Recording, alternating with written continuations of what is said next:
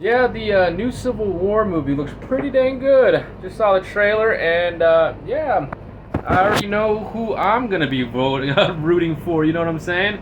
Yeah, apparently the Western forces of California and Texas are gonna be teaming up. So that sounds kind of good. I'm really liking the lore building that they're doing with this.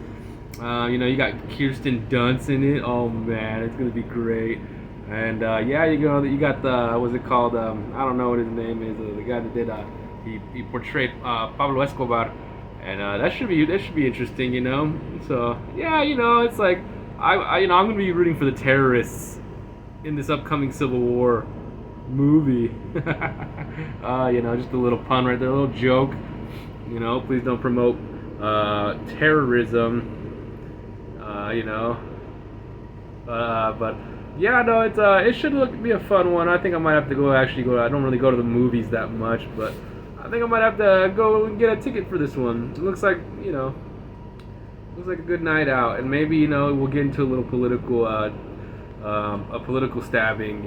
Nah, just kidding. No, I wouldn't mind bringing it up to someone if if people talk about it, or if they bring up like, oh, Trump's America. It's like, bro, I'll be like, bro, Biden's in office right now, which is I think is actually pretty good because I really don't consider myself an accelerationist because accelerationists I think it's like an actual specific type of ideology, type of way of thinking, and I just don't want to be a poser. I don't want to think that I'm an accelerationist. It's like, but yeah, no, but yeah, I think it's good that Biden is in office. I think it's this whole trying to defend the country that we have. I mean, you can ask a lot of people, a lot of preppers and homesteaders. It's like yeah, this country's great, but I mean, all countries that are great, quote unquote great, are usually built off the blood, sweat, and tears, usually of the third world. It's and not to mention the exploitation of the populace through taxes and surplus extraction. So it's like, yeah, this country's cool, but I mean, at this point, what is there really left? I mean, everything that you enjoy here can be found everywhere else. And I know a lot of people are probably going to say, oh, well, we have guns here. But yeah, it's like as much as I like the idea of, taking my guns and, going and defending my country against, the enemy, it's like no one's gonna do that because we're such betas and cucks if you think about it as U.S. citizens. Even the people that served overseas, they all are beta and cucked to some extent. We are all cucked and beta, blue pilled. If like, because no one's gonna want to do it. No one's gonna want to go up in arms and shoot a cop for freedom, for liberty. And not to mention too the idea of freedom, just unfettered freedom. No one likes the idea of actual freedom. They want safety and security. This is known, this is to be true. They don't want freedom because once freedom actually comes and bites them in the butt, it's like they start creating institutions. They start. Nobody wants to protect themselves. They want someone else to do it for them. It's too much.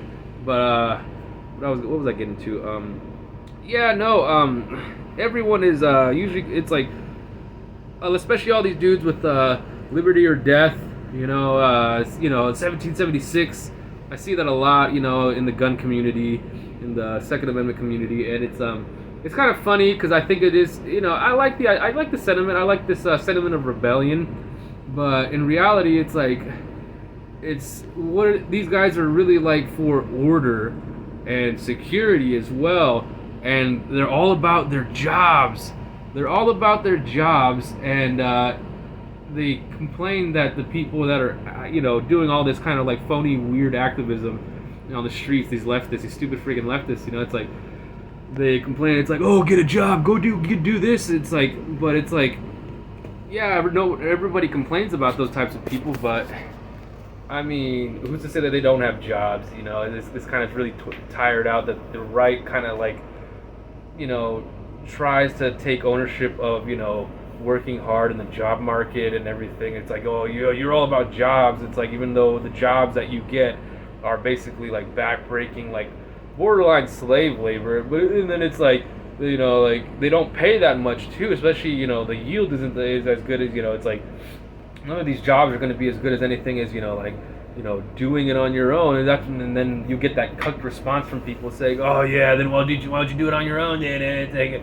It's like you don't get it. It's not the fact that it's like these companies could pay better, and it's like I'm I have a little bit of an ADD moment right now, but yeah, no, it's like this these people are gonna be so inept that whenever something does happen, they're gonna be like, I need to call a couple of days off to go and rebel, but I gotta make sure I'm back at work, on time, so I don't lose my job, because that's like it's like literally the only thing that they think about. But yeah, I bet you the people that went to January 6th, man, it's like that, which was a really obvious honeypot.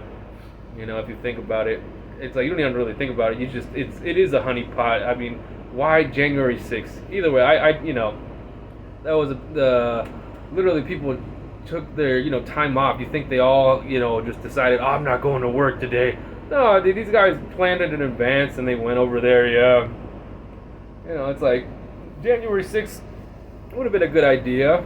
I mean, if it was actually an organic thing and everybody just happened to be there, and it's like, but it was just funny to see like the most beta things. Everybody's like, oh, we gotta keep order, we gotta protect everything. It's like, don't destroy anything, and oh, leave that cop alone. Oh my God, leave that cop alone. He's a good old boy.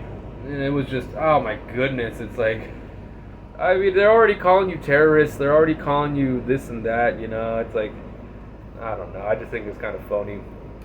But yeah, this Civil War movie looks like good fun, and I like it. Who's to say? Maybe it comes out and it's just like actual trash. But yeah, it's kind of like the Forever Purge. That one was a really good, like like not all of the Purge movies were good, but every now and then you get a little good ones here and there. Like the Forever Purge was actually a good one. I think the one that was the worst was literally that one. It was one, I think it was like just like really big. It was like the whole cast was black, I think, and yeah, that one was I don't know if it was Anarchy, Purge Anarchy, but yeah, that one was complete garbage.